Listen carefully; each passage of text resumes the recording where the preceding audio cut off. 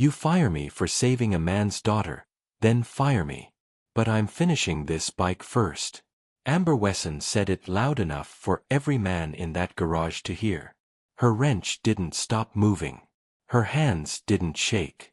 And every single mechanic on that floor went dead silent because nobody talked to David Sullivan like that. No, nobody dropped everything right now because what happened next in Bay 3 that night changed everything for everyone involved. If you're new here, subscribe and follow this story all the way to the end.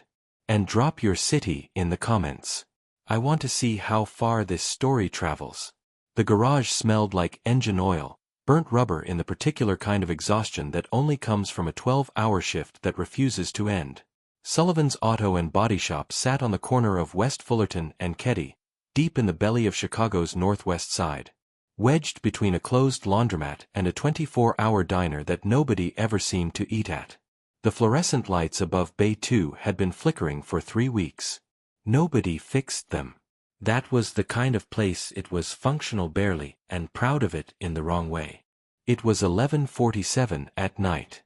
Amber Wesson was on her back under a 2019 Ford F-150 running a diagnostic on a transmission leak that the owner had let go for 6 months too long. Her blonde hair was tied up under a gray bandana, and there was a smear of grease across her left cheek that she hadn't noticed and wouldn't have cared about if she had. She was 26 years old, 18 months out of Lincoln Tech, and still on probationary status at Sullivan's, which meant she worked the late shift, took the jobs nobody else wanted, and kept her head down hard enough that nobody could find a reason to cut her loose. She was good. Better than good. She knew it. Most of the guys on the floor knew it, too. Even if none of them said it out loud. That night, 4 other mechanics were still on the clock. Ray Dominguez, who had 15 years in and acted like every job below a full engine rebuild, was beneath him. Pete Haskell, 22, still in his trial period and terrified of everything. Old Carl Briggs, who mostly just drank coffee and offered unsolicited opinions, and Marcus Webb, who was technically the senior on duty and spent most of his time on his phone near the tool cage. David Sullivan himself had left at 9 o'clock, but not before leaving a very specific set of instructions posted on the whiteboard near the time clock. No walk-ins after 10 p.m. appointment only. No exceptions. Signed DS. He underlined no exceptions twice. Amber had read it. They all had. At 11:51, the garage's roll-up door rattled from the outside. Someone was pounding on it with a fist. Hard, rhythmic, urgent. Marcus looked up from his phone. Ray didn't look up at all. Pete nearly dropped his socket wrench. "We're closed," Marcus called out, not moving from his spot. The pounding continued. "Hey!" Amber slid out from under the F-150, sitting up. "Someone should check that." "We're closed," Ray repeated, addressing nobody in particular, still not looking up. The pounding came again, harder this time. And then a voice came through the steel door, rough and strained and carrying something in it that Amber recognized immediately, the particular desperation of someone who had no other options left. "I need help. Please, somebody, I need help right now." Amber was already moving toward the side door before Marcus could say anything. She hit the release latch and rolled the door up 2 feet enough to see outside. The man standing there was big 6 feet 2 inches, maybe 6 feet 3 inches broad through the shoulders with a dark beard going gray at the edges and forearms marked with the kind of tattoos that told a long story. He was wearing a black leather vest, Hell's Angels patches, clear as day, road dust on everything. His jaw was set hard, but his eyes were a different thing entirely. They were the eyes of a man coming apart at the seams and holding himself together through sheer force of will. Behind him on the sidewalk in front of the garage bay sat a Harley-Davidson Road King not running. "Please," he said again, and his voice cracked on the word in a way that a man like him clearly didn't want it to. "I know it's late. I know you're closed. My daughter, she's at Northwestern Memorial. She's there saying it's critical. It's been critical for 3 days and tonight they called me and said, I need to get there and my bike died on me 2 miles out and I can't get a cab out here this time of night and my phone is at 4%. He cleared his throat, stopped himself, pressed his lips together, breathed.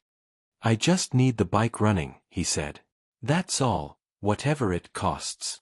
Amber looked at him for exactly 2 seconds. Then she looked back at the other mechanics. Marcus had his arms crossed. We're closed, man. There's a protocol. Ree had finally looked up, but only to shake his head once slowly like a man declining a bad bet. Carl sipped his coffee. Pete was staring at his shoes. Amber turned back to the man. What's your name? He blinked like he hadn't expected that. Jack. Jack River. I'm Amber. She rolled the door up the rest of the way. Bring the bike in. Amber, Marcus started. I heard you, Marcus. She walked past him toward the empty bay. Bay 3, the one they used for overflow furthest from the office window. Bring it in, Jack. Jack Ryder didn't hesitate. He wheeled the Harley inside with the controlled urgency of a man who knew how to move in a crisis. Up close, the bike was beautiful, black in chrome, customized, but not overdone. Clearly well maintained by someone who understood machines the way other people understood languages. Whatever had stopped it wasn't from neglect. Tell me exactly what happened, Amber said, crouching beside it before Jack had even set the kickstand. Running fine all night, Jack said. Then about 2 m back, it started cutting out, losing power in bursts. Then it just died. I coasted as far as I could. How long since you filled the tank? Yesterday morning. Premium. Did you fill it yourself? It paused. No, I had one of the prospects do it at the chapter house. Amber nodded slowly, already leaning in, already reading the bike, the way she read everything fast, intuitive, thorough. Any recent work done on the ignition coil plug wires, anything. 2 months ago, full tune-up. My usual guy in Wicker Park. Okay. She straightened up and looked at him directly. I'm going to figure this out, but I need you to not talk for a few minutes and let me work. Can you do that? Jack Ryder, who probably hadn't been told to be quiet by anyone in 20 years, nodded once. Yeah. Behind her, she heard Marcus walk up close. He lowered his voice. Amber, Sullivan's rules. We don't take walk-ins after 10. I know the rules, Marcus. He'll fire you. Then he'll fire me. She picked up her diagnostic scanner. Hand me the fuel pressure gauge from the top drawer, would you? Marcus didn't move. I'll get it, Pete said quietly from somewhere behind them. And he did. The next 11 minutes were the kind of focused, precise work that Amber lived for. The kind where everything else in the world went quiet and it was just her, the machine and the problem. She checked fuel pressure first. Low, inconsistently low, which was a tell. Then she pulled the fuel filter, and when she held it up under the light, she could see the discoloration immediately. Contamination. Something had gotten into the fuel line. Water most likely, or a bad batch cut with something that shouldn't be in premium-grade gasoline. That explained the power loss, but not the full stall. She moved to the ignition, tested the coil output, and there it was. The coil was failing, not dead yet, but working intermittently, the electrical connection breaking down under sustained heat. Together, the two issues had compounded each other into a full shutdown at the worst possible moment on the worst possible night. Okay, she said standing. I know what it is. Contaminated fuel and a failing ignition coil. I can fix both, but I need to flush the line and replace the coil. Do we have a compatible coil in stock, Pete? Pete was already at the parts wall scanning. Yeah, we've got a Dino coil that should cross-reference. Let me check the specs. Check fast. Amber Marcus again, and this time his voice had an edge. I'm serious. Sullivan finds out about this. She turned around and faced him fully. Marcus, there is a 17-year-old girl at Northwestern Memorial in critical condition right now. Her father is standing 10 feet away from us because his bike broke down. I can fix this bike in under an hour. So, you can either help me or you can stand there and watch, but I'm not stopping either way. The garage went very quiet. Ray Dominguez, who hadn't moved from his lift for the past 20 minutes, very slowly set down his socket wrench. He didn't say anything. He just set it down. Clear's throat. Carl Briggs stopped sipping his coffee. Jack Ryder stood at the edge of Bay 3 with his arms at his sides, and something on his face that was harder to look at than anger. It was the naked, unguarded expression of a man who didn't know how to ask for help and was overwhelmed that help might actually come. Specs, Clear's throat, match, Pete said. We've got it. Good. Get it and get me a fuel flush kit and the line cleaner from the back cabinet.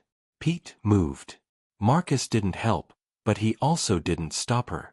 Amber worked fast. She worked the way she always worked when the stakes were real. No wasted motion, no second guessing, every action deliberate and certain. She'd done fuel line flushes 100 times. Coil replacements maybe 70 or 80, not on a Harley Road King specifically, but the principles didn't change. And she had enough familiarity with American V-twin configurations that the differences were navigable. While she worked, Jack stood nearby. True to his word, he didn't talk. But she could feel him there. That particular kind of presence, that very large, very worried men have. The way they seem to compress the air around them. Once when she was wrestling with a stubborn line fitting, he stepped forward. Can I? I've got it. She reset her grip. It came free. Thanks. He stepped back. After a few minutes, she spoke without looking up. How old did you say she was? 17. His voice was careful, controlled. Lily, her name's Lily. What happened? A silence, then car accident. 3 weeks ago. She's been fighting. The doctors say she's strong, but tonight they called and said there was a complication. And he stopped, started again. I should have been there. I've been going back and forth, but tonight I was across the city and the timing just you're going to make it, Amber said. And she said it without looking up, without sentimentality, just as a plain statement of fact. I'm going to have this running in 40 minutes, maybe 35. She heard him exhale. Thank you. He said just that. 2 words, but the weight behind them could have filled the room. She kept working. 32 minutes later, at 12:58 in the morning, Amber Wesson stood up, wiped her hands on a shop rag, and said, "Start her up." Jack moved to the bike, put it in neutral, threw his leg over, settled into the seat with the ease of a man who had spent half his life on that bike. His right hand found the throttle. He hit the ignition. The Harley-Davidson Road King fired up on the first crank. The engine sound in Bay 3 was enormous, a deep authoritative roar that bounced off the concrete walls and rolled through everyone's chest. Full power, clean, steady. Jack revved it once, let it settle into idle, revved it again. Every mechanic in that garage was watching now. Even Ray. Jack sat there for a moment with both hands on the bars, and Amber could see the muscles in his jaw working. Could see him fighting to hold himself together. He was a big, hard man with Hell's Angels patches on his chest, and a reputation that probably preceded him into every room he entered. And right now he was about 3 seconds from crying in a Chicago garage in front of 5 strangers and refusing to let it happen. He swung his leg off the bike, faced Amber. What do I owe you? She waved her hand. Don't worry about what do I owe you. His voice was firm. This was a man who paid his debts. Seriously, just Amber. He said her name like he'd been using it for years. What do I owe you? She looked at him. Nothing. Go see your daughter. Something moved through his expression, then something she couldn't entirely name gratitude. Yes, but deeper than that, the recognition of one person by another. The acknowledgement of what it actually meant, what it cost to be helped by a stranger in a real moment of need. He reached out and shook her hand. His grip was firm and genuine. I won't forget this, he said. Go, she said. He went. The Harley roared out of Bay 3 and into the Chicago night, and the sound of it faded down KDY Avenue until there was nothing left but the flicker of the faulty light above Bay 2 and the ticking of cooling metal. Amber stood in the middle of the bay, grease on her hands and her face, her heart still running a little fast, the way it always did after a high-press job. She exhaled slowly, picked up her tools, began putting them back behind her, Pete said quietly. That was something, Amber. She nodded. Didn't say anything. Ray Dominguez walked past her toward the coffee machine. As he passed, he said without stopping, without looking at her, "Good work." Then he kept walking. She hadn't expected that. It almost made her smile. Marcus Webb was standing near the office doorway. He had his phone in his hand. He had not put it down the entire time. She noticed that. She filed it away. She didn't say anything about it. She went back to Bay 1 and got back under the Ford F-150 because the transmission leak still needed finishing and she had a job to do. She lay on her back on the creeper, stared up at the undercarriage, and let the familiar smell of oil and metal settle around her like something almost comforting. She wasn't thinking about consequences yet. She wasn't thinking about Sullivan or the whiteboard rule or the way Marcus had been holding that phone. She was thinking about a girl named Lily, 17 years old, in a hospital bed at Northwestern Memorial. She was thinking about a father on a motorcycle riding hard through the Chicago night. She was thinking, I did the right thing. Clear's throat, that thought, simple, quiet, certain, sat in her chest like a small warm stone. She picked up her wrench, got back to work. 4 hours later, just after 5 in the morning, Amber clocked out, washed her hands in the utility sink, and walked to her car. The sky over Chicago was the particular dark blue that comes just before dawn. Breaks not quite night, not yet day. The color of something caught in between. She sat in her car for a moment. The city was almost quiet. A delivery truck rolled past on Kedzie. A dog barked somewhere on the next block. Her phone buzzed. A text from an unknown number. She opened it. Made it. She's stable. Junior Amber read it twice. Set her phone down on the passenger seat. Pressed the heels of her hands against her eyes for a moment, not crying, just feeling something move through her that needed somewhere to go. Then she started the car and drove home. She didn't know yet what was coming. She had no way of knowing. She didn't know who Jack Ryder was beyond what she could see. A father, a biker, a man in crisis. She didn't know his last name connected to anything beyond himself. She didn't know that Marcus had sent a message to David Sullivan at 12:45 in the morning with a photograph attached. She drove home through the blue Chicago pre-dawn and she thought about Lily stable now, and she thought about a Harley Road King roaring back to life under her hands, and she thought I would do it again. She would not have to wait long to find out what it would cost her. Sullivan's called at 7:15. She was barely asleep. She picked up. Be here at 9 o'clock, Sullivan said. His voice was flat.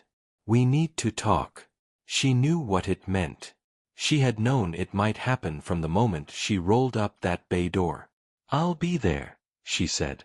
She hung up, stared at the ceiling of her apartment. The morning light was coming through the gap in the curtain. The particular pale gold of early June in Chicago, and somewhere in the building above her, someone was already running water, starting their day, living their ordinary life. Amber closed her eyes. She thought about the wrench in her Bonda, the way the ignition coil had tested, the contaminated fuel line, the way the Road King had roared on the first crank. She thought about 2 words, made it. She got up, got dressed, made coffee, drove back to Sullivan's. Whatever was coming, she had done the right thing. She was ready to stand behind it. Sullivan's office smelled like burnt coffee and old cigarettes and the particular kind of authority that comes not from competence, but from tenure. David Sullivan had been running this shop for 19 years. He had a framed photo on the wall of himself shaking hands with some alderman at a Chamber of Commerce dinner.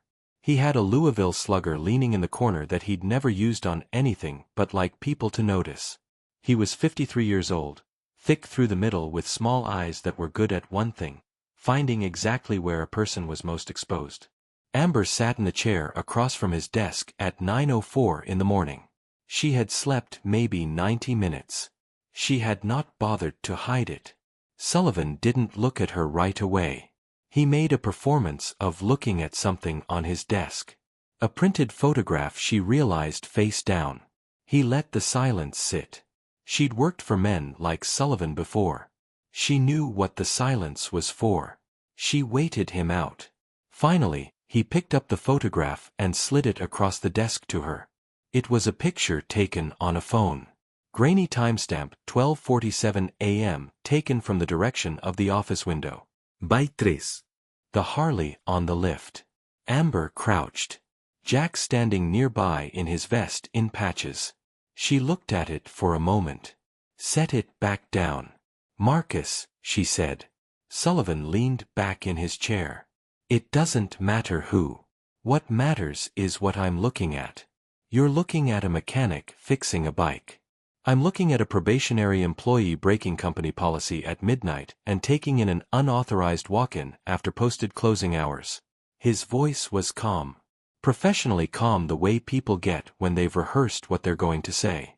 A walk-in, I might add, who is a known member of the Hells Angels motorcycle club. He was a father trying to get to his daughter in the hospital. That's not my problem, Amber. It was his problem, and he needed help. Sullivan put both hands flat on the desk. Let me be clear with you, because I think you're young enough to still believe that good intentions are a defense. They are not. Not in my shop. You violated protocol. You took a walk-in without authorization. You used company parts and company time and company liability insurance on an unscheduled job with an unregistered customer. And you did it all after I specifically posted instructions that said no exceptions. He paused. You understand what I'm telling you? I understand what you're telling me, Amber said. Good. He reached into his desk drawer and pulled out a single sheet of paper. This is your termination notice. 1 month of probationary employment terminated for cause. You won't receive a recommendation from the shop. She looked at the paper. She thought about 90 minutes of sleep. She thought about a text message made it. She picked up the pen from his desk, signed the paper, slid it back. Sullivan blinked.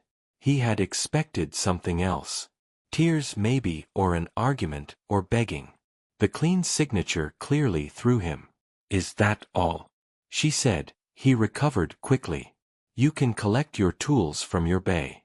Marcus will supervise. She almost said something about that. She chose not to. She stood, pushed the chair back, and walked to the door. Amber, she stopped, didn't turn around. For what it's worth, Sullivan said, and there was something almost human in his voice for just a moment. Almost.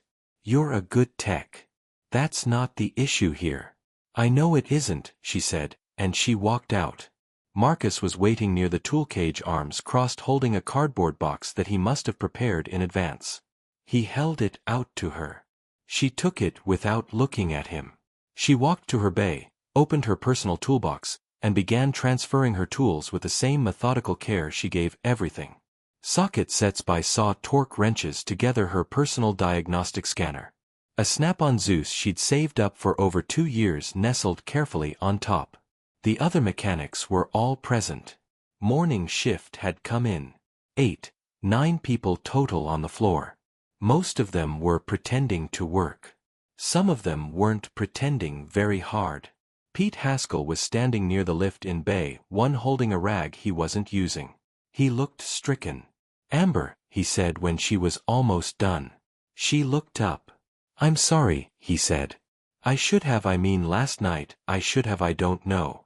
Said something to Sullivan or Pete. She kept her voice easy. You did good last night. You got me the parts that mattered. She closed the toolbox lid. Don't apologize for doing good. He nodded jaw tight and didn't say anything else because there wasn't anything else to say. Ray Dominguez walked past her bay. He slowed. She felt him slow without looking. Then he said very quietly, directed at the floor rather than at her, Sullivan's wrong on this one. He kept walking. From Ray Dominguez, who had 15 years in opinions about everything and shared them with nobody. That was the equivalent of a speech. She hefted her box, walked out. She sat in her car in the parking lot for a while. Box on the passenger seat, keys in her hand. She ran the math she'd been avoiding. Rent, car payment, utilities, the student loan that never got smaller, no matter how much she threw at it. She had a little savings, not much, maybe 6 weeks of cushion if she was careful. She'd need to start calling around today. Other shops, dealerships, maybe that Subaru place in Lincoln Park that she'd turned down 6 months ago because Sullivan's had offered a slightly better hourly rate and the possibility of advancement. She thought about that word advancement. She almost laughed. She started the car then stopped. Her phone buzzed. Unknown number. She almost didn't answer. But something in the pattern of the buzz, she couldn't have explained it. It was instinct. The same instinct that made her a good mechanic. The ability to sense something significant before she could name it made her pick up. "Hello, is this Amber Wesson?" A man's voice, older? Precise, but not unkind. The voice of someone used to speaking in rooms where people listened. "Who's asking?" "My name is Thomas Ellison. I believe you met my brother last night." She went very still, her hand tightened on the phone. "Jack," she said. "Jack," he confirmed. "I wonder if you'd be willing to meet with me today in person. At your convenience, of course, though I'd prefer sooner rather than later." She looked out the windshield at Sullivan's shop at the sign above the door, Sullivan's Autobody EST 2005 that she'd looked at every day for 18 months. "I've got a pretty open schedule today," she said. Thomas Ellison met her at his office on the 31st floor of a building in the West Loop that had views in 3 directions in a lobby so clean it made her aware of the grease she might have missed under her fingernails. His assistant, a composed young woman who gave Amber a look that was courteous and assessing in equal measure, led her to a conference room with a long table and 2 cups of coffee already poured. Thomas Ellison was 60, maybe 62 lean, where his brother was broad, clean-shaven, where Jack was bearded, wearing a suit that probably cost more than Amber's car. But when he stood to shake her hand, the grip was genuine and his eyes same gray-green as Jack's, she noticed. Same watchful quality were looking at her with something she recognized and appreciated real attention. "Thank you for coming," he said. "Thank you for calling." She sat, wrapped her hands around the coffee cup. "How is she, Lily?" Something shifted in his face. Not many people led with that. "Stable," he said. "They moved her out of the ICU early this morning. The complication was serious, but they got ahead of it. She's going to be okay." Amber exhaled. She hadn't known she was holding tension about it until it left. "Good," she said. "That's really good." Thomas Ellison looked at her for a moment, measuring something. Then he said, "Jack called me at 1:15 in the morning. He was at the hospital. He told me what happened." He paused. "He told me about the other mechanics who wouldn't help. He told me about a woman named Amber who opened the door anyway. He told me you fixed the bike in 32 minutes, that you wouldn't take any money, and that you told him to go." She didn't say anything. "He also told me," Thomas continued, "that you had a confrontation with your manager while you were doing it. That someone warned you it would cost you your job." "I was aware of the risk," she said. "And you did it anyway?" "Yes." He nodded slowly, turned his coffee cup in a small circle on the table. "I'm going to tell you something about myself, Amber, because I think context matters. I started Ellison Automotive Group 22 years ago with one used car lot in Schaumburg, and a loan I had no rational reason to believe I could repay. I now operate 11 dealerships across the Chicago metro area, 3 service centers in a fleet management division. We employ just under 900 people." He paused. "I have spent 22 years looking for a specific kind of person, not the most educated, not always the most credentialed, a specific kind of person who under pressure when the cost is personal and the rules say stop does the right thing anyway without hesitation, without drama, just does it."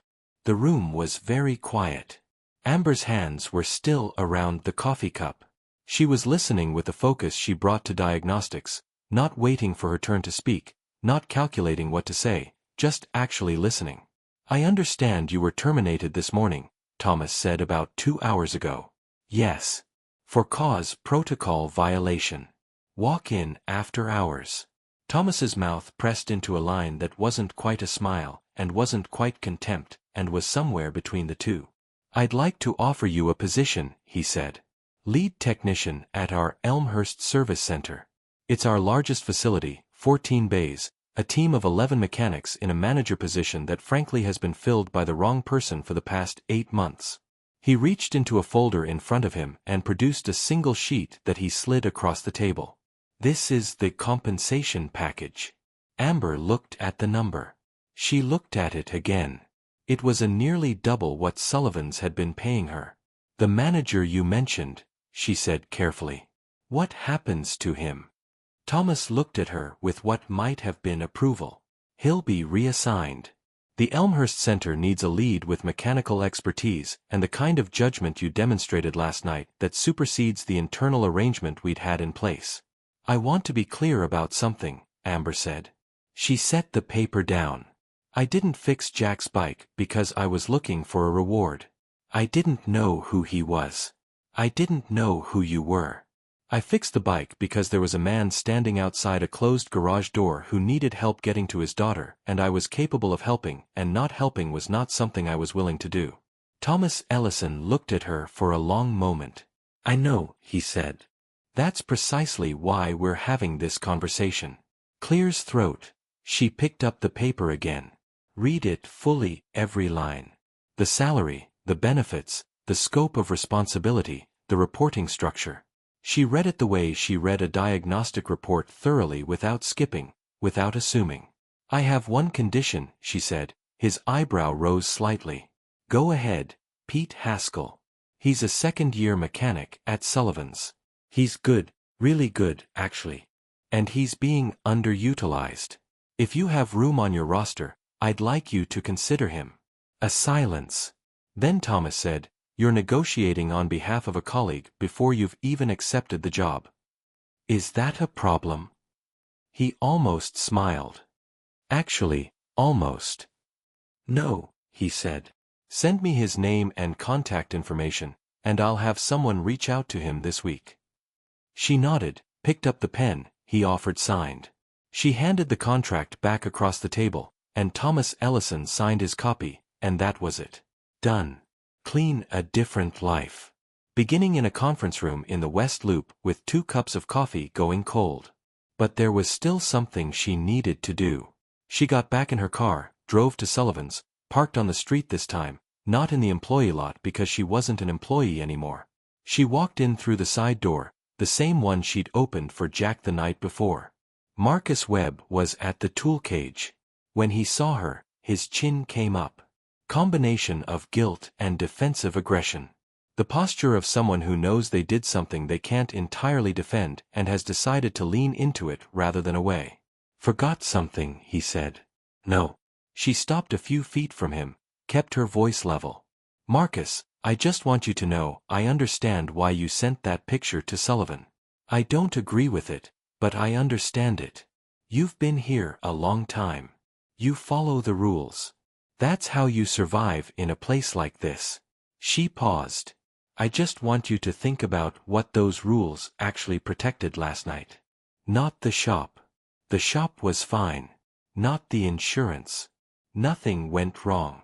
What those rules protected was the comfort of not having to make a choice. Marcus said nothing. Jack's daughter is alive. Amber said. She's out of the ICU. She watched that land on him. Watched his face do something complicated. I thought you should know that, she said, and she walked back out. Pete caught up with her in the parking lot, running slightly like he'd waited until Marcus couldn't see and then move fast. Amber, wait. She stopped. I was out of breath more from emotion than exertion.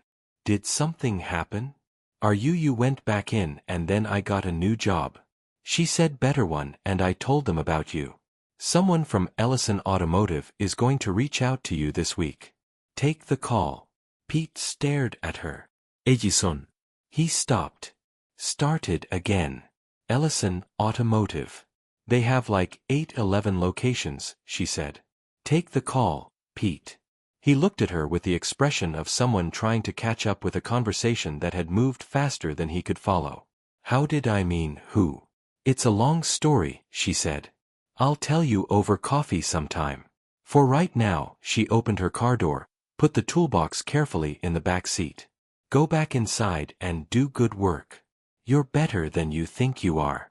Don't let anyone convince you otherwise." She drove away. She had one more stop to make. Northwestern Memorial wasn't far from the West Loop. She didn't go inside. She hadn't planned to. Wasn't sure she had the right to. Wasn't even sure what she would say. She sat in the parking structure for about 10 minutes, engine off, thinking about a girl she'd never met named Lily, 17 years old, who was alive right now in a room somewhere above her. She thought about how close it had been. If the other mechanics had turned Jack away at the door, if she had hesitated, if the coil had failed 5 minutes earlier, 2 miles further from the garage, if the small hinges on which enormous things turned. Her phone buzzed again. Jack, this time the number she recognized now from the text at 5 o'clock in the morning. "Just heard from Tom. I don't know what to say. Thank you doesn't cover it, Jay." She typed back, "Give Lily my best. That's all the thanks I need." She sat there another moment and then she started the car. She thought about 14 bays, a team of 11, the wrong manager being reassigned, a blank floor waiting for someone who would run it differently with transparency, with fairness, with the understanding that rules exist to serve people. And when they stop doing that, they need to be questioned. She thought about the whiteboard at Sullivan's. No exceptions. Signed DS. She thought about how a rule like that, applied absolutely without judgment, without humanity, would have kept a father from his daughter's bedside on the worst night of both their lives. She pulled out of the parking structure and into Chicago traffic.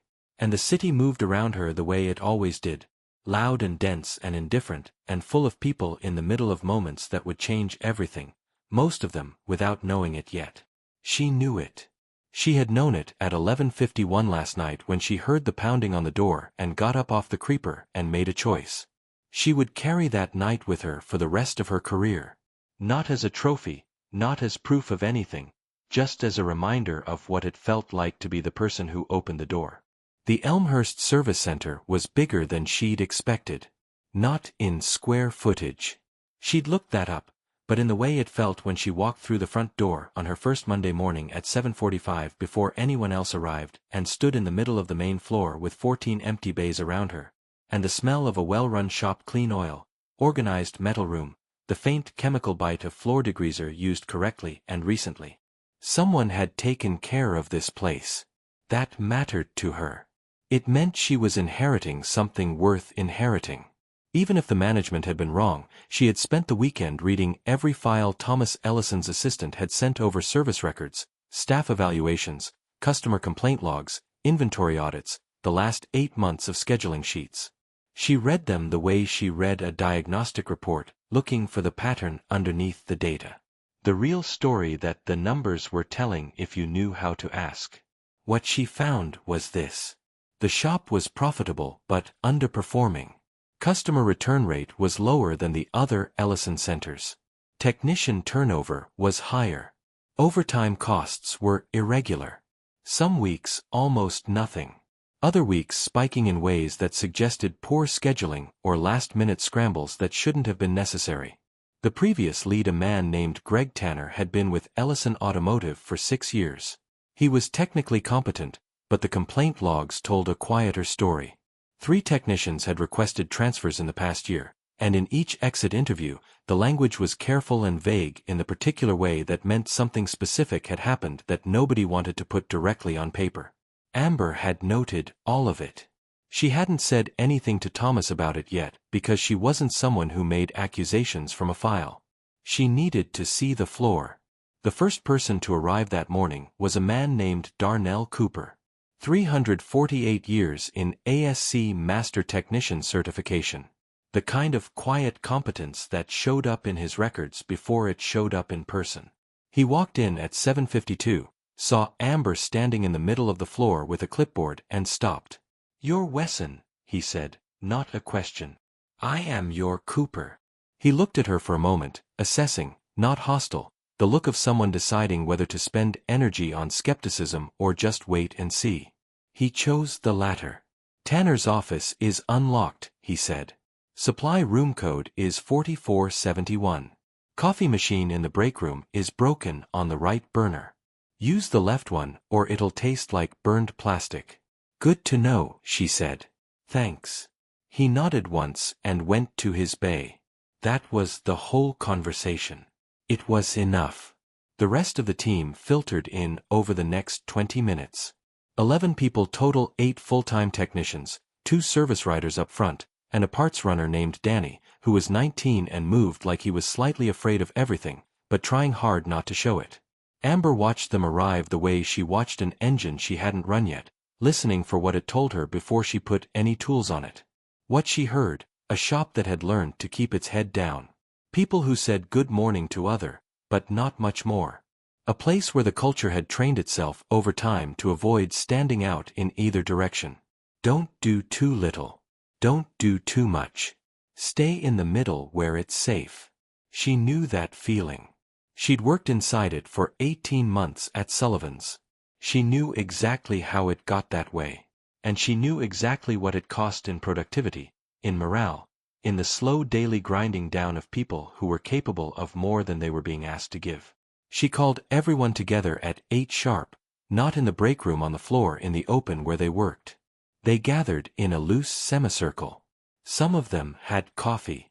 Most of them had the careful expressions of people who had been through enough management and transitions to know that the first speech was usually either meaningless or a warning. Warning. Amber looked at them, took a breath, didn't perform anything. I'm Amber Wesson, she said. I'm your new lead. I've read your files and your records, and I want you to know that what I saw in those files is a team that's more capable than the numbers are showing. That gap between what you can do and what's actually being measured, that's the thing I care about. That's what we're going to work on. She paused. I'm not here to tear anything down.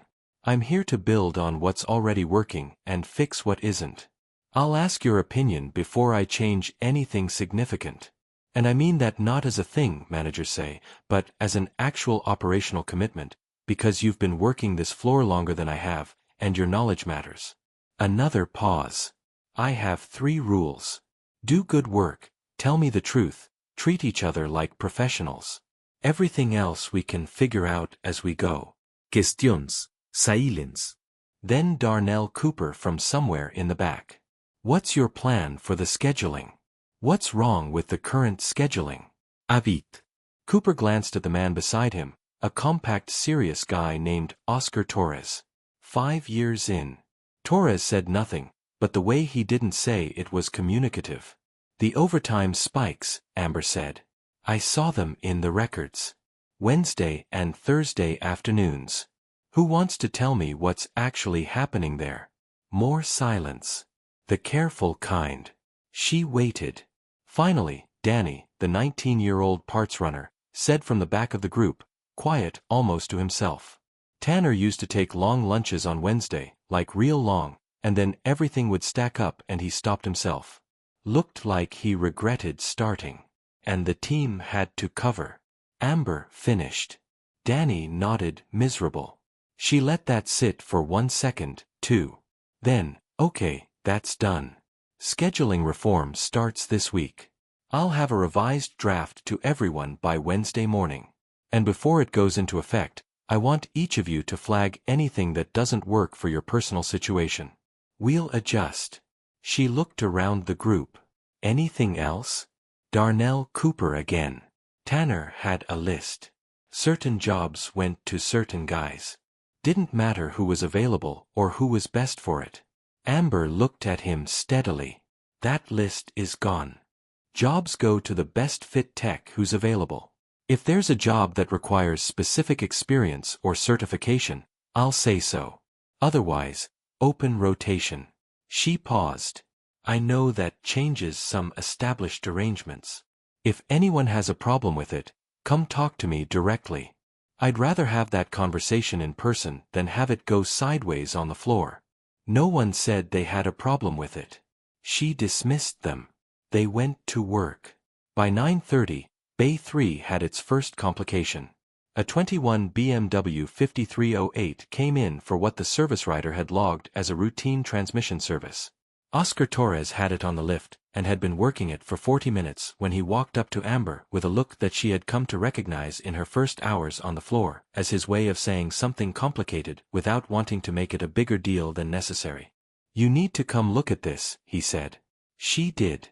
What Torres had found wasn't a transmission issue. It was a cracked subframe, a stress fracture running along the rear mount. The kind of damage that didn't make a lot of noise until it made catastrophic noise. And the car had come in because the customer heard a faint vibration that the previous shop had told him was tire balance. 2 shops had missed it. Did the customer know? Amber asked. Service writer is out front with him now. He doesn't know yet. Okay. She straightened up, looked at Torres. You found it. You want to be the one to explain it to him, or do you want me to? Torres blinked. That was not a question Tanner would have asked. Oh yeah, I can do it. Good. I'll be right behind you if you need backup. Be straight with him. No softening. He needs to understand what would have happened if this had gone another 6 months. Torres nodded, went out front. Amber stood in the bay alone for a moment. The cracked subframe looked back at her from the lift. She thought about the 2 previous shops that had logged the vibration as tire balance and sent the man back onto the highway in a car with a stress-fractured frame. She thought about the particular chain of small negligences that ended in someone's worst day. She had her team do a full structural check on every car that came in that week.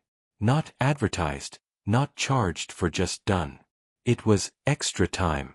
She made it work in the scheduling. On Friday afternoon, they found a second structural issue on a Chevy Tahoe that had been in 3 weeks earlier for brake service.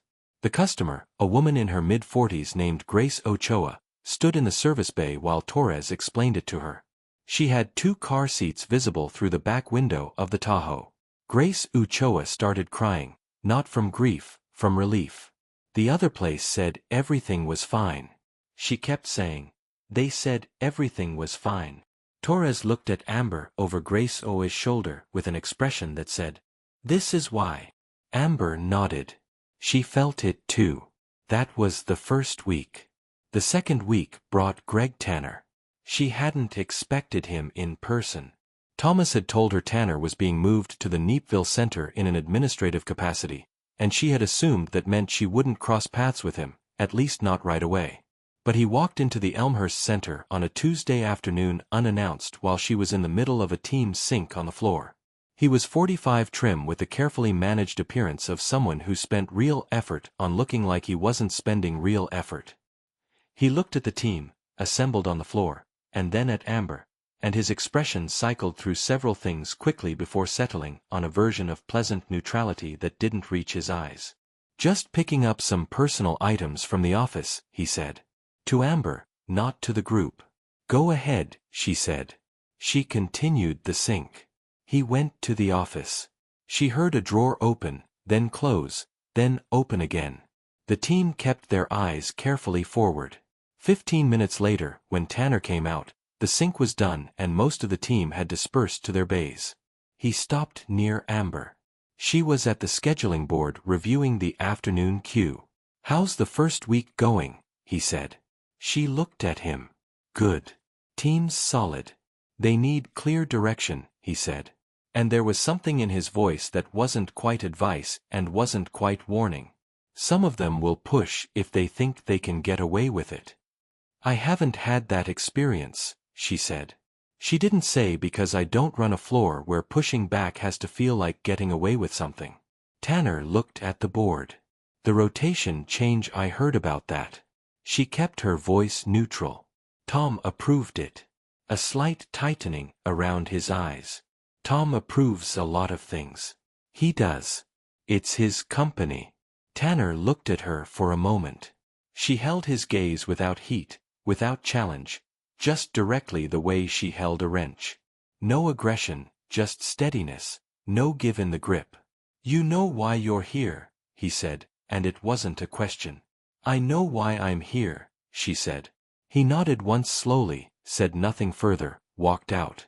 Darnell Cooper appeared at her elbow about 40 seconds later with the timing of a man who had been watching from a careful distance. You did that well, he said quietly. She didn't pretend not to know what he meant. He wasn't wrong about everything, she said. Just the parts that mattered. Cooper looked at her sideways. You're different from what I expected. What did you expect? He considered someone who needed to prove something. She picked up her scheduling clipboard. I only need to prove things to myself. She looked at the afternoon queue. You've got a Range Rover coming in at 2. Electrical issue the customer says started after a wash. Check the door harness first. They've got a known water ingress point on the 19 model's right side. Cooper blinked then. Yeah. Okay. He almost smiled. Almost. She didn't see it because she was already walking toward Base 7. That was the moment she found out later that Darnell Cooper texted 3 people he knew at other Ellison locations and said, "The new lead at Elmhurst is real. Pass it on." Word traveled the way it always does in shops, not through official channels, not through memos or announcements, but through the informal immediate human network of people who work with their hands and know very quickly who they can trust and who they can't. By the end of week 2, she had a small problem and a large one. The small problem was inventory. The parts ordering system Tanner had used was functional but inefficient orders going through a third-party vendor. When the Ellison corporate account offered better pricing on the same parts of discrepancy that had been costing the center roughly $400 a month in unnecessary markup. She brought it to Thomas's attention in a brief email with supporting figures. He called her back within the hour. How did Tanner miss this for 8 months? He said he may not have been looking at it the right way, she said carefully. The savings weren't dramatic in any single month. You'd only see it if you were looking at the cumulative pattern. And you saw it in 2 weeks. I was looking. He was quiet for a moment, then changed the vendor. And Amber keeps sending me these. The large problem had a name, Kevin Marsh. Kevin Marsh was a technician who had been at Elmhurst for 3 years. He was competent. His technical scores were fine. His customer feedback was neutral. Nothing that would flag on a standard review. But in her second week, she started noticing a pattern. Jobs that passed through Kevin's bay were consistently clocking slightly over estimated hours. Not enough to be obvious, enough to add up. Customers were being billed for time that didn't match the work being done. She didn't say anything to Kevin directly. Not yet. She went back through 6 months of his job logs and tracked the pattern, carefully cross-referencing with parts usage in her own rough timing of similar jobs on other bays. What she found was consistent, deliberate, and small enough that it had clearly been designed to stay invisible. She sat with that for 2 days. On a Thursday afternoon, she asked Kevin to stay after the shift. They sat in the office, the same office that used to be Tanner's, still with a faint impression on the wall where a picture had hung that Tanner had taken with him. Kevin Marsh was 31. He had the slightly overreached posture of someone who'd never been seriously challenged at work and wasn't expecting it now. He sat across from her with one ankle on his knee, comfortable. "What's up?" he said. She put 6 months of his job logs on the table, organized, annotated. "I want you to walk me through your time tracking process," she said in detail. The over-relaxed posture changed. Not dramatically, he was controlled, she gave him that, but something moved behind his eyes. Recognition, recalculation. "My time tracking," he said. "Your time tracking," she confirmed. "Take me through it." He looked at the logs. She watched him decide whether to brazen it out or adjust. She'd see the decision happening in real time. The small micro-expressions, the way his hands shifted on his knee. "I sometimes run long on complex jobs," he said. "That's not unusual." "I know. I've pulled the same job types from other bays for comparison. Your run-long rate is 3 times the floor average consistently on jobs that the data doesn't support as more complex than the baseline." Silence. "Kevin," she said in her voice was not angry. It was measured. It was serious. "I'm going to give you one opportunity to tell me the truth right now because what happens next depends entirely on what you do in the next 60 seconds. He looked at the logs, looked at her. She could see something in him, weighing options, calculating exits, and finding none. He exhaled. I was patting hours, he said. Not much. Just I know how much I have the figures. She kept her voice level. What I want to know is whether it was approved, or whether you were doing it independently. He looked genuinely surprised at the question. Independently? Tanner never know. It was just me. She nodded. Believed him. Okay. Are you firing me? She looked at him for a long moment. That depends on what comes next. You're going to write personal apologies to every customer affected. You're going to work with the service writers to issue corrected invoices. And you're going to do it this week without me having to manage any step of it. He stared at her. You're not firing me. I'm giving you the chance to fix what you broke. She said, that offer has an expiration date. It expires the second I have any reason to believe you're not taking it seriously. Do you understand what I'm telling you? He understood. She could see it in his face.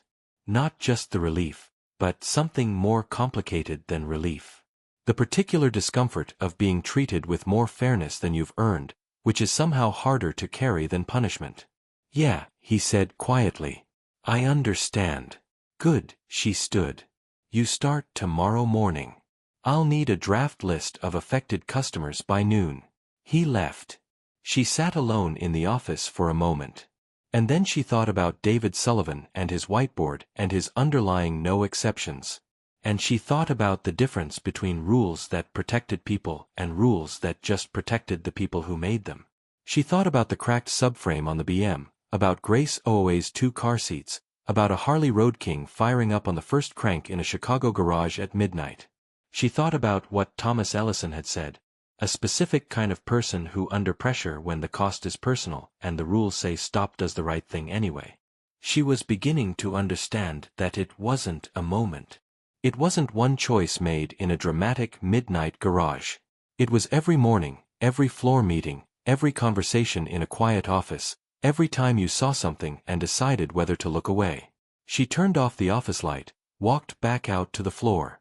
Darnell Cooper was the last one still working, finishing up a diagnosis in Bay 9. You heading out? He called without looking up. Yeah, she said. Good work today. Same to you, boss. She stopped. He had not called her that before. He said it the way he said everything quiet spare, meaning it precisely because he wouldn't say it if he didn't. She walked out into the evening air, keys in her hand. 3 weeks ago she had been on her back under a Ford F-150 on the late shift at Sullivan's on probation, invisible, doing good work in a place that had no framework for seeing it. Now she had 14 bays and a team of 11 in a floor that was already beginning to breathe differently. She thought, this is what it's for. Not the title, not the salary, the floor, the work.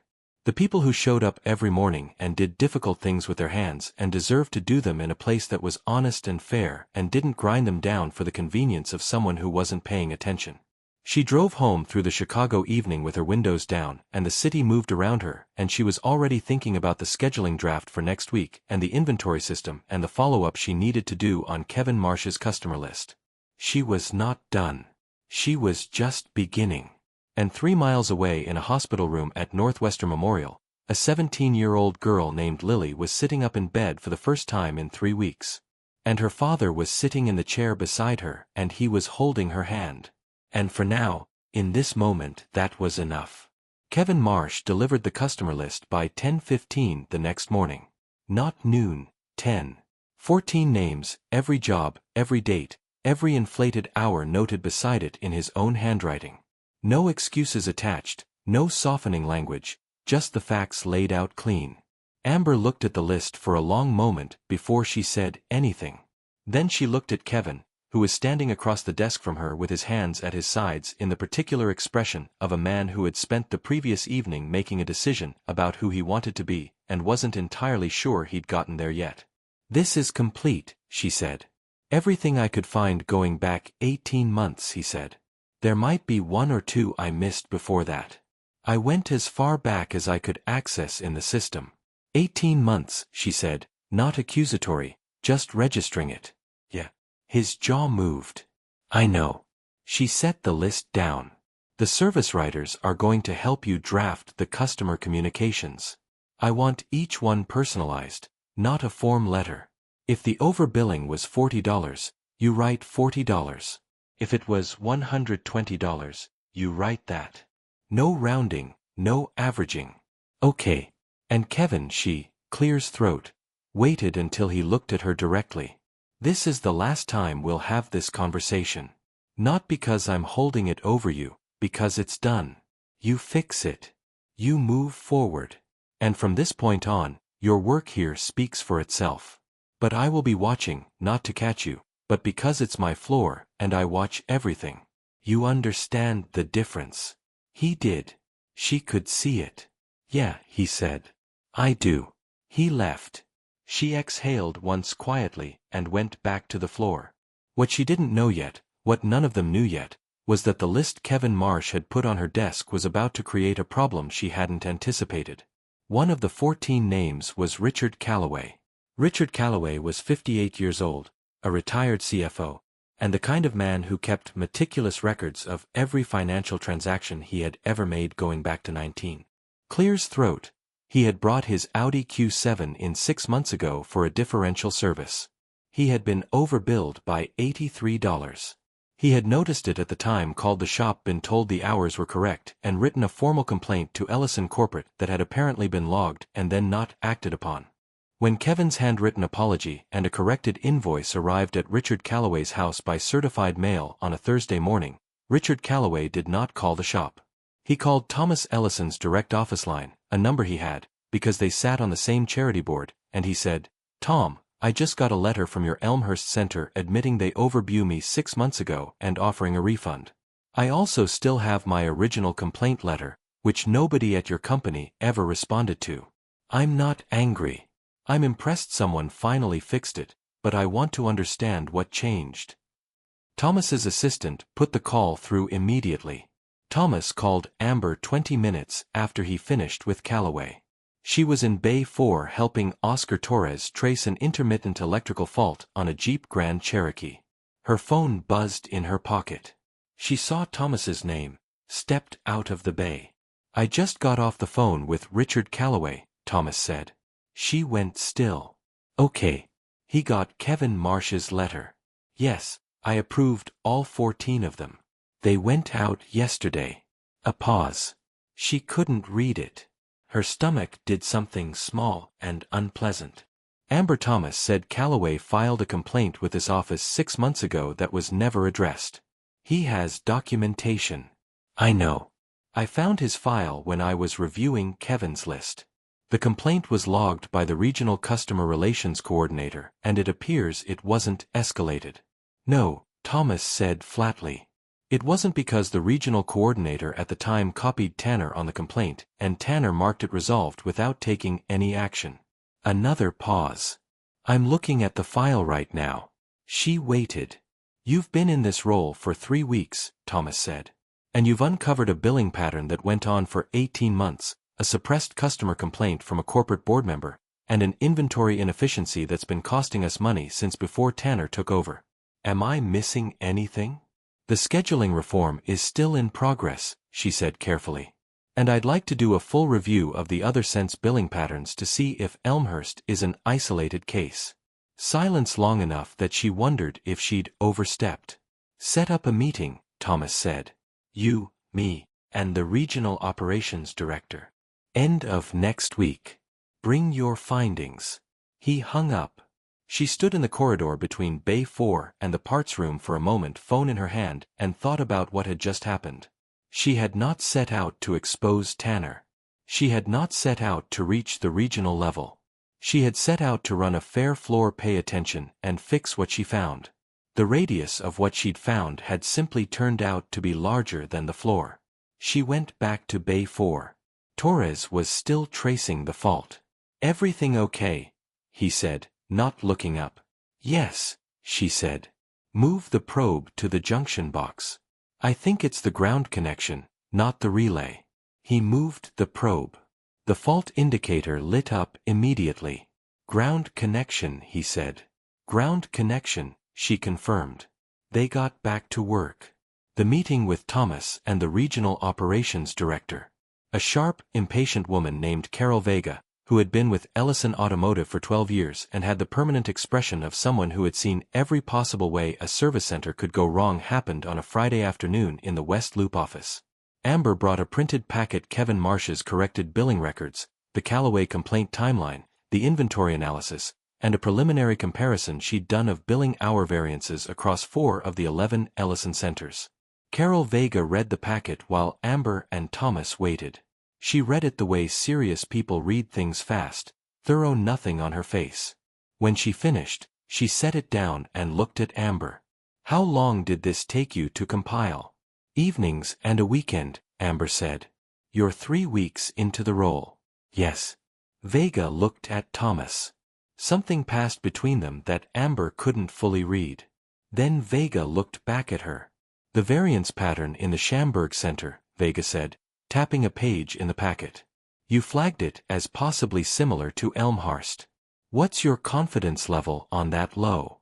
Amber said, "I flagged it because the numbers are consistent with a similar pattern, but I only have access to the data that was in the regional report. I'd need the raw job logs to confirm. I didn't want to overstate it." Vega made a note. "That's the right answer." She made another note. "Then, Tom, we need to talk about the complaint escalation protocol, specifically the gap between the Callaway complaint and Tanner's response. I know Thomas said that gap exists because the regional coordinator's role has no clear escalation mandate when the complaint is copied to the location lead. We assumed the lead would escalate appropriately. We were wrong to assume." "I know," Thomas said again. Vega looked at Amber. "You didn't create this problem, but you found it, which means you have a clearer view of it than anyone currently at this table. What would you fix first?" Amber hadn't expected to be asked that. She thought for exactly 3 seconds. "The complaint pathway," she said, "any complaint that touches a billing dispute over a certain threshold. I'd say $50 should require response confirmation from someone outside the location. Not to micromanage the location lead, but to close the loop independently. Callaway filed a legitimate complaint 6 months ago, and it disappeared into a relationship between 2 people, one of whom had a reason to make it disappear. An outside confirmation step breaks that," Vega wrote, "didn't look up. And second, peer billing audits quarterly. Each center reviews one other cent's billing records rotated so no one's always reviewing the same location. You get fresh eyes and you make it clear that the expectation of oversight is structural, not just performance-based." Vega stopped writing, looked at Thomas. Thomas said very calmly, "I think we're underutilizing her." Vega said equally calmly, "I think you were right." Amber felt something shift in the room and kept her face steady because she'd learned a long time ago that the moment you react to recognition is the moment you look like you were waiting for it. And she had not been waiting for it. She had been working. "I want to be clear about something," she said. "I have 11 people on my floor who are doing good work in a place that 3 weeks ago didn't have a framework for recognizing it. Anything that comes from this," she gestured at the packet, "I wanted to benefit them first. Better scheduling, fairer evaluation metrics, a clear pathway for internal advancement. Those are the people who've been carrying the center." Vega looked at her with something that might have been the closest Carol Vega got to warmth. "We'll put that in the reform proposal," she said. The meeting ran another 40 minutes and produced a written action plan. On her way out, Vega stopped her in the hallway. "How old are you?" Vega asked. 26. Vega nodded once, the way people do when a number matches something they already suspected. "Don't let anyone slow you down," she said and walked to the elevator. Amber stood in the hallway for a moment and then walked to her own elevator and the doors closed and she was alone for 30 floors of descent and she thought about being 26 and having a packet of findings in a conference room and a floor of 11 people and a 17-year-old girl named Lily who was getting stronger every day. She thought about her bonder, who had worked a line at a Chrysler plant in Belvita for 22 years until the plant closed, who had told her when she was 14 years old, "Baby, find work where your hands and your brain are both busy at the same time, because that's when you're most yourself." She thought about her mother's hands, calloused and precise, and capable of enormous tenderness. She thought about her own hands, grease-scarred in the particular way of someone who worked without gloves, because she needed to feel what she was touching. She was most herself in Bay 3 at midnight with a man's broken motorcycle and a daughter's life in the balance. She was also, it turned out, herself in conference rooms with packets of findings in a capacity for systemic thinking that she hadn't fully known she possessed until someone put her in a position where it was needed. The elevator doors opened. She walked out into the West Loop afternoon. Her phone rang. "Jack," she answered. "Hey," he said, "you got a minute for you?" "Yeah." "How's Lily?" That's actually why I'm calling." His voice had something in it she hadn't heard before. Before lighter, like something that had been holding tension for weeks had finally let go. "They discharged her today, this morning. She's home." Amber stopped walking. Right there on the sidewalk, people flowing around her, the city in full afternoon motion. "Jack," she said. "She's home," he said again. And his voice broke on it in exactly the way it had almost broken in the garage 3 weeks ago, except this time he let it. She walked out on her own, slow, but she walked. Amber pressed her lips together for a moment. "That's Jack. That's everything." "Yeah." He cleared his throat. "Listen, I know you said no thanks needed. I know you meant it. But Lily, she asked me to find out who you were.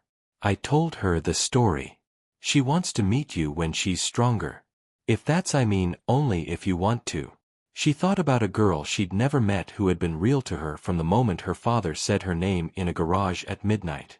Who had been present in every repair she'd done since somehow in the cracked subframe in Grace O's car seats in Kevin Marsh's 14 names in the way she'd looked at her team on the first morning and seen people worth fighting for. "I'd like that." She said tell her whenever she's ready. "I will." A pause. "Tom told me what you found at the center. The billing stuff, the complaint that got buried, it needed finding." He said, "You've been there 3 weeks, 22 days. Jack made a sound that was half laugh and half something more serious. "You know what I told him when he called me that first morning to tell me what happened at Sullivan's?" "What?" "I told him the woman who fixed my bike in the middle of the night and got fired for it was exactly the kind of person he needed running one of his shops. And he said he'd already called you." A pause. "He's not usually that fast." "Your brother seems like someone who knows what he's looking for," Amber said. "He is, and so are you." His voice settled into something quiet and direct. "I mean that, Amber. Not as a compliment, as a fact." She stood on the sidewalk in the West Loop with the afternoon moving around her and let that land. "Go be with your daughter," she said. She heard him smile. "Already am," he said. "She's sitting right here giving me a look for being on the phone. Smart kid.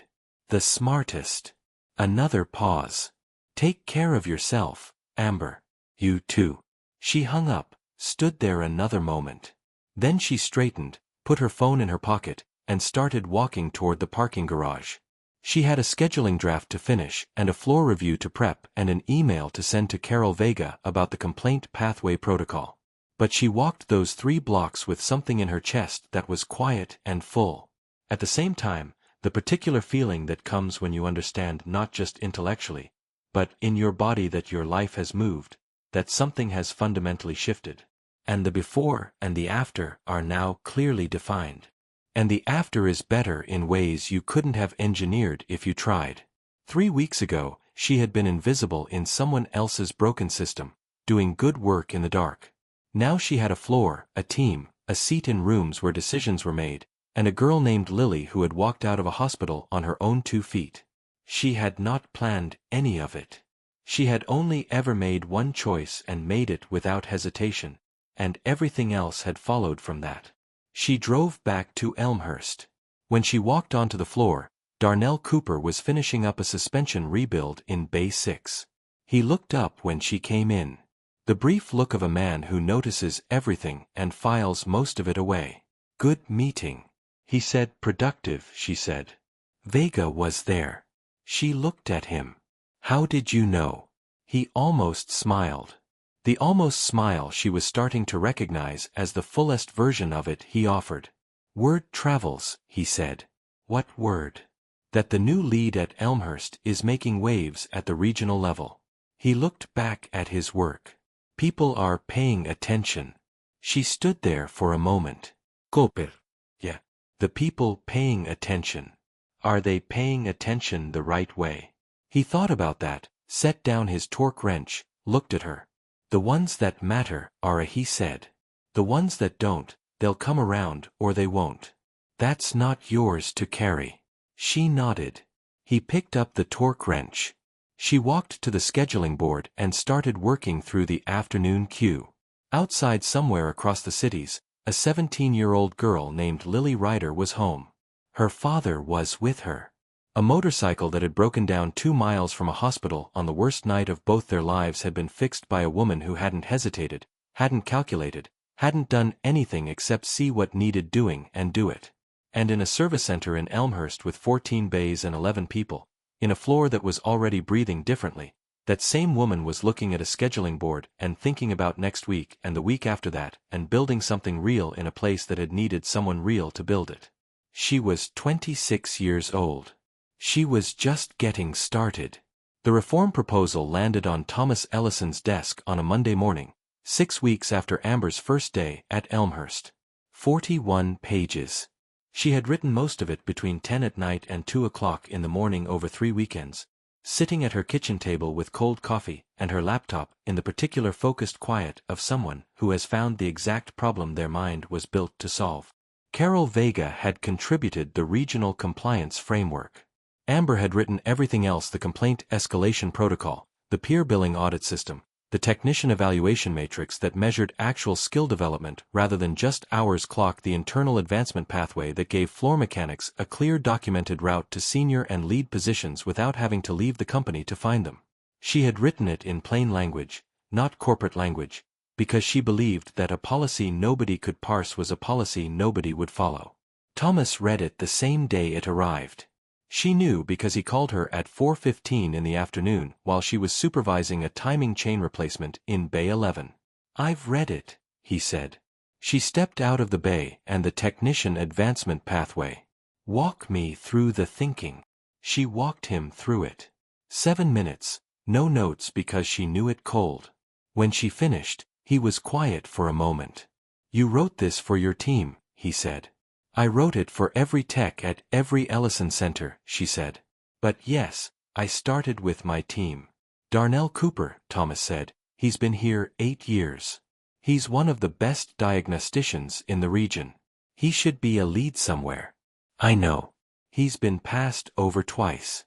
I found the evaluations. The criteria used to assess him had nothing to do with his actual competency. It was about how he presented in group settings. Darnell doesn't perform. He just does the work. That's a flaw in our evaluation system." "That's exactly what page 19 is about," she said. Another pause. Then Thomas said, "The board meeting is in 3 weeks. I want to present this. I want you in the room." She absorbed that. Okay, Amber." His voice shifted slightly less operational, more personal. "This is beyond what I hired you to do. You hired me to run a floor well. This is what running a floor well looked like from the inside." He said nothing for the moment. "I'll have my assistant send you the board meeting details. Prepare a 10-minute summary. Clear, direct, no filler." "No filler," she said. "Got it." She went back to Bay 11. Torres looked up at her with a question on his face. "Board meeting," she said by way of explanation. Torres blinked, then turned back to the timing chain. "Huh," he said, which from Torres was approximately the equivalent of a standing ovation. She picked up her clipboard and got back to work. The board meeting was on a Thursday afternoon in the West Loop. 12 people around a long table, most of them older than her by 2 decades, most of them in suits that cost more than her monthly rent. Amber wore the best thing she owned, dark slacks, a clean white button-down, her one good blazer, and she walked into that room the way she walked onto a floor she'd never worked before. Head up, pace, steady, reading everything. Thomas introduced her briefly. She stood, put her 10-page summary on the table in front of each seat. Then she talked for 9 minutes and 40 seconds without a single filler word, without hedging, without the apologetic upspeak that she'd noticed some people adopted in rooms like this to make themselves seem less threatening. She told them what she'd found. She told them what it cost. She told them what she'd built to fix it and why it would work and what it would return to the company and reduce turnover, improve customer retention and the kind of institutional trust that couldn't be purchased with an advertising budget. When she finished, the room was quiet. Then a woman at the far end of the table, 70 silver-haired, the kind of stillness that comes from having nothing left to prove, said, "Miss Wesson, you've been with this company for 6 weeks. Yes. And in 6 weeks, you've identified systemic failures that existed for at least 18 months and produced a reform proposal comprehensive enough to merit a board presentation." Yes. The woman looked at Thomas. "Tom, what exactly are we paying her?" A ripple of something moved around the table. Not laughter, something drier than laughter, more knowing. Thomas said calmly, "That's actually on the agenda for after this presentation." Amber kept her face composed. Inside something kicked hard against her ribs. The board approved the reform proposal with 2 minor amendments, both of which she noted actually strengthened the complaint escalation protocol rather than weakening it. The vote was 11-1. The one dissenting vote came from a man named Patterson, who had been on the board for 14 years and voted against everything on principle, Thomas told her afterward. And nobody counted his no as a real no anymore. She was standing in the hallway outside the boardroom when Thomas found her. "Walk with me," he said. They walked to the smaller conference room at the end of the hall, the one with 2 chairs and a view of the river. He closed the door. "The compensation conversation," he said. "I'm listening. Your current package was set for a center lead. Based on what you've produced in 6 weeks, that category is no longer accurate." He slid a single sheet across the table. "Regional Operations Director, Central Division. You'd oversee 5 centers, including Elmhurst.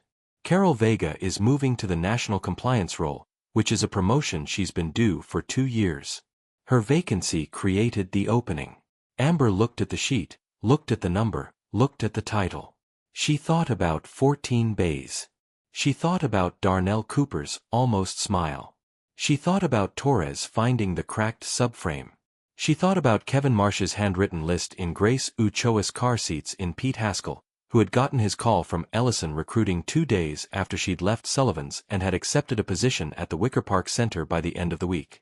She thought about Sullivan's whiteboard. No exceptions. She thought about a man pounding on a garage door at midnight. "I have a condition," she said. Thomas's mouth curved very slightly. "Of course you do. Darnell Cooper gets the Elmhurst lead. Not interim permanent, full title, full compensation adjustment, effective the same date as my transition." Thomas looked at her steadily. "Done. And the advancement pathway in the reform proposal goes into effect at all 5 centers simultaneously. Not phased. Simultaneously, also done." He paused. "Anything else?" She thought for 1 more second. "Give Kevin Marsh a clean file. He's done everything I asked. He deserves to move forward without that weight." Thomas looked at her for a long moment. "Amber, you are advocating for the man who spent 18 months overbilling customers on your floor.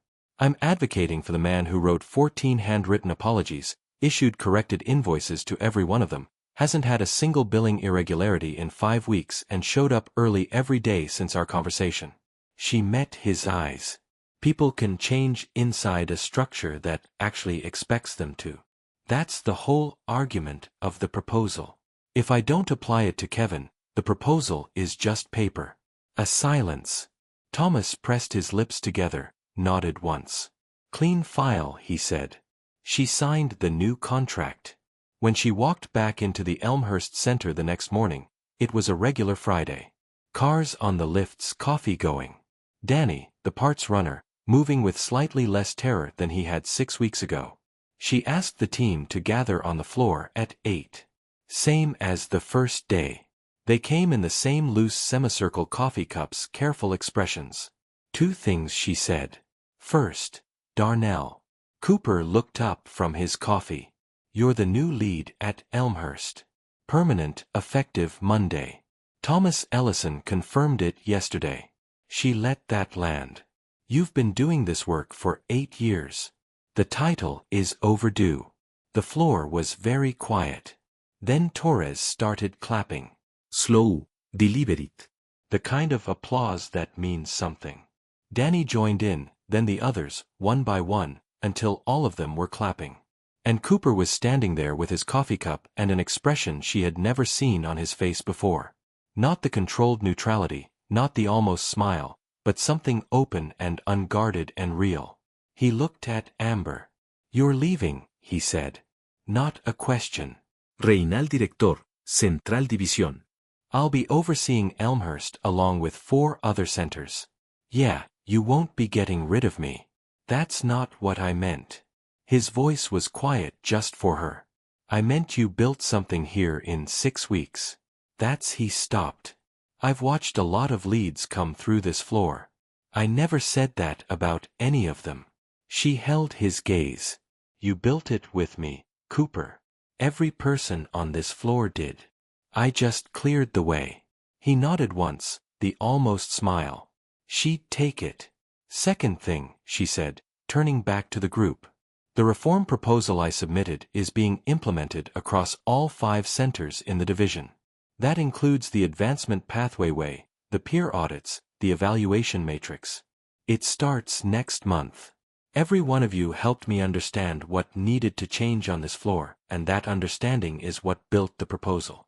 So, thank you. Danny from the back raised his coffee cup. Someone laughed. The tight, careful culture of 6 weeks ago was not entirely gone. Cultures don't transform in 6 weeks, but there was something different in it now. A looseness, a willingness to be seen. She drove to the West Loop office for her first day as regional director on a Monday morning. Her new desk had a view of the river. She spent the first hour reading the files for all 5 centers. By 9:30, she had identified 2 scheduling irregularities and a parts ordering discrepancy at the Schaumburg location that matched the pattern she'd flagged 6 weeks ago. She sent an email to the Schaumburg lead. I'd like to visit Thursday. Can you have your billing logs from the past 12 months ready? Amber Wesson, regional director. She hit send, looked out at the river for exactly 30 seconds, then pulled up the next file. Her phone buzzed. A text from a number she didn't recognize. Hi, my dad said it was okay to text you. My name is Lily. I wanted to say thank you for what you did. Dad told me the whole story. He cried telling it, which he would be mad at me for telling you. I'm doing PT 3 times a week and the doctors say I'll be able to run again by spring. I just wanted you to know. Amber read it twice, looked out at the river again. Her throat did something complicated. She typed back, Lily, I'm so glad you're okay. Run fast in the spring. Amber. She set the phone down, picked it back up, added, your dad is a good man. You're lucky. And so is he. Sent it. Set the phone down again. She thought about the night it started. The pounding on the door, the diagnostic scanner, the smell of contaminated fuel the moment the Road King fired on the first crank. She thought about Sullivan's whiteboard and the photograph Marcus had sent. She thought about Thomas Ellison's voice on the phone the next morning, precise and calm. I believe you met my brother last night. She thought about what it had taken to get from that midnight garage to this chair. 90 minutes of sleep and a termination notice in a signed contract in a West Loop conference room and 41 pages written at a kitchen table and a board vote of 11-1. She snorts. Thought about 14 bays in a cracked subframe and a handwritten list of 14 names and a young parts runner who moved with a little less fear every day. She thought about her mother's hands. Find work where your hands and your brain are both busy at the same time. She looked down at her own hands. No grease under the fingernails today. She'd scrubbed hard this morning. Old habit, new role. But the calluses were still there. The small scars from tool slips and hot metal. The evidence of 10,000 hours of real work on real machines. She would not lose those. She would carry them into every room she walked into from here forward, because they were the credential that mattered most. The proof that she understood what it felt like to do the actual work, and why the people who did it every day deserved a structure that saw them clearly and treated them fairly and gave them a real path forward. She pulled up the Schamberg file again. Jack called that afternoon just after 4. Lily texted you, he said, and he sounded slightly embarrassed and not entirely sorry about it. She did. She sounds like a good kid, Jack. She's the best thing I ever did. His voice was simple and sure on it. No performance, just fact. How's the new role? I've been in it 4 hours and I've already found 2 problems. He laughed, a real laugh, full and unguarded, the laugh of a man who had been through the worst thing he could imagine and come out the other side with his daughter and his gratitude and his capacity for genuine laughter all intact. That's you, he said. That's exactly you. It's a gift, she said dryly. It is actually. He paused. Listen, the chapter is doing a benefit ride next month for the Children's Hospital. Lily wants to come ride support vehicle. I was wondering. He stopped, started again. We'd like you to be there if you want.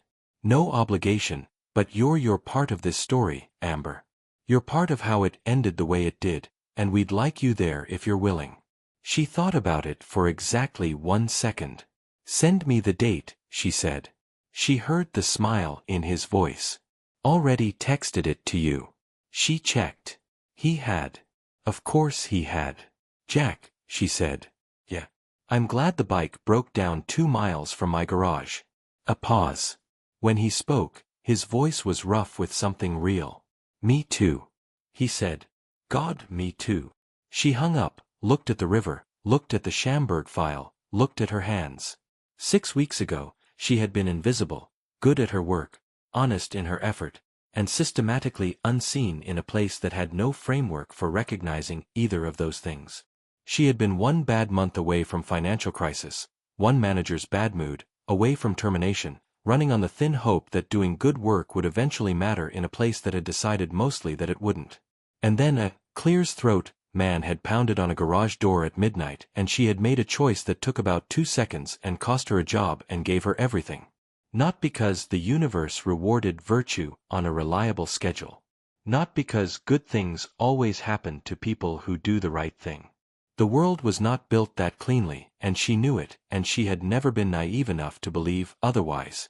But because she had been exactly who she was fully and without apology in a moment that required it, and that had put her in the path of people who were looking for exactly that, and the rest had followed. She was 26 years old. She had a floor of 5 floors now and a team that trusted her in a reform proposal being implemented across a division in a text message from a 17-year-old girl who was going to run again in the spring. She had her mother's work ethic and her own 2 hands and the specific, irreplaceable knowledge of what it felt like to be the person who opened the door when everyone else decided the door should stay closed.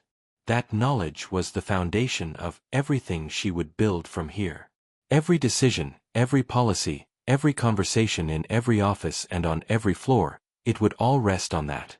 The memory of a midnight garage, a broken motorcycle, and the absolute clarity of knowing what the right thing was. And doing it without flinching.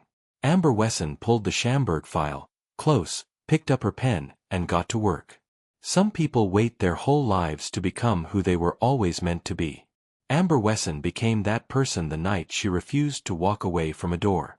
And from that moment forward, every door she touched, she opened wider for everyone who came after.